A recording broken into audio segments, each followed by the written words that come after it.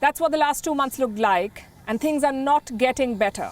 Sri Lanka has settled into a dangerous routine: protests, crackdowns, power cuts and shortages. Let's start with what happened this week. More protests. This time students were at the forefront. They were protesting outside the police headquarters in Colombo. What were they demanding? Swift action against leaders of the ruling party, the same leaders who orchestrated attacks on protesters last month. And how did the cops respond? By firing tear gas at the students. And this is the story of Sri Lanka. Every group is out of the streets: students, farmers, doctors, taxi drivers. This economic crisis has affected everyone. Last month was the worst. Sri Lanka's foreign reserves dipped below $50 million, 50 million. To put that number in context, let me tell you, in 2019, Sri Lanka had reserves worth $7.5 billion. So they dropped from $7.5 billion to $50 million. How did that happen?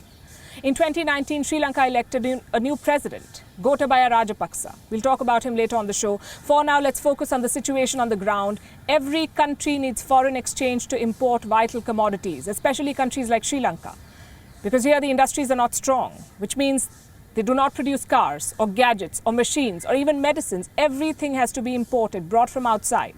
Without foreign exchange, that trade was stopped. Last month, even fuel became a luxury.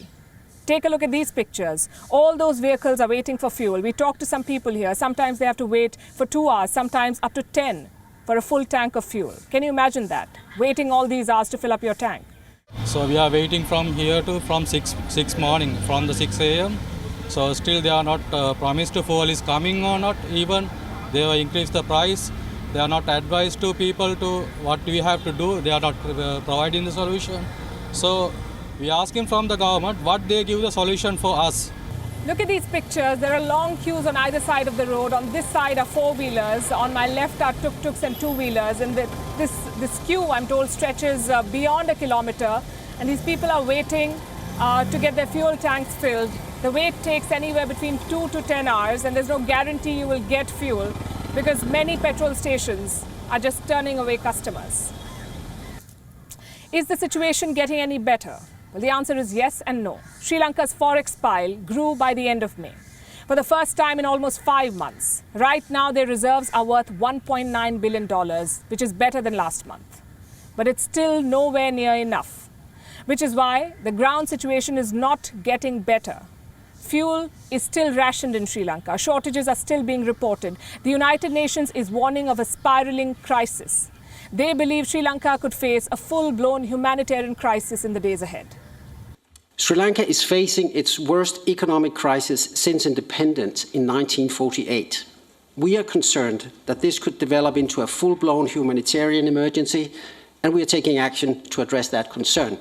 So how is the United Nations helping out? They have approved assistance worth $47 million, and this aid is expected to help 1.7 million Sri Lankans.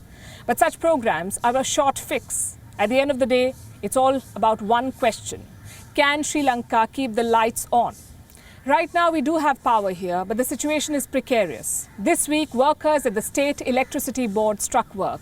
900 out of 1,100 engineers refused to work. The result was this: power cuts across the island. This time, the president was able to placate them. He promised to make the power sector more competitive, to introduce renewable power projects.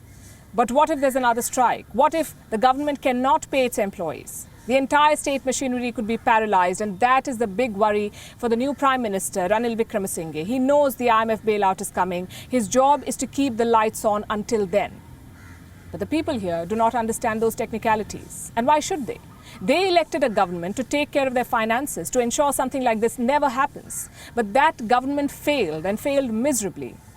And who is suffering for that failure? Not the Rajapaksas. It's the ordinary people of Sri Lanka who are suffering. Overall, inflation has topped 33.8%. Food inflation is at 45%. Compare that to last year. Inflation was just 5.5%. So the overall situation has not changed really in the last 2 months. The same shortages, the same protests, the same power cuts. What can the government do to make things better? Well, that's our next story. WION is now available in your country. Download the app now and get all the news on the move.